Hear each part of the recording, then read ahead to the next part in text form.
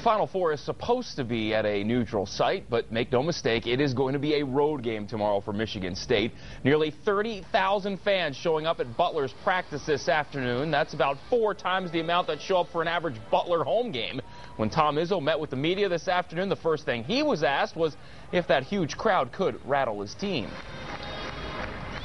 Geez, I hope not. I mean, last year, we had a huge home crowd, and we also played down here with probably 30,000 Louisville fans, and they were dressed in red, and that stuck out like a sore thumb. So at least our guys are battle-tested. I think, Butler deserves to have a big crowd here and a big following. But the advantage of playing the tough schedule we have on the road over the years, especially this year at Texas, Carolina, and the fact that we've been in these situations before in big domes with big crowds, I think is good. But at the end of the day, I don't think it'll affect us that much. I don't think it'll help them that much. Once the ball's tossed, I think you'll see that the players take over, not the fans and the coaches.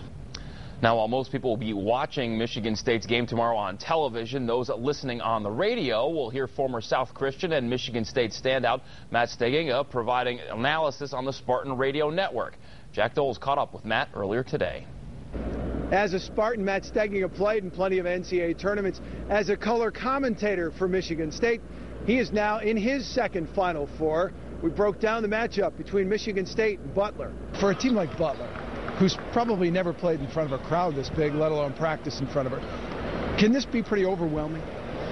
I don't know how it can be overwhelming for them, really, other than they're playing in front of their home fans, which might be a comfort for them, but it is a different arena, a different stage. Literally, we're standing on a stage, and that's what this game will be like for them. Yeah, and how about this guy's, what, 33 years old? How does he settle down, let alone get his team to be ready for something like this? Well, I think a coach or a player will try to just keep it simple. Just always remember it's still a basketball game.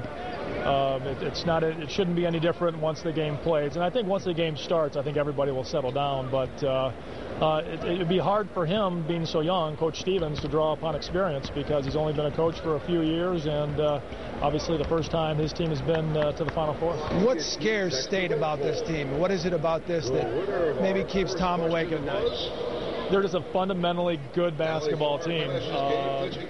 They've been fun to watch for me on film, watching some of their tournament games. They play great defense, and I think that's what would scare Tom the most. Thanks, guys. Final Four tips off a few minutes past 6 o'clock tomorrow evening. Michigan State going up against Butler in the first matchup. Duke and West Virginia in the nightcap. Winners, of course, meet Monday night for college basketball's national championship. Well,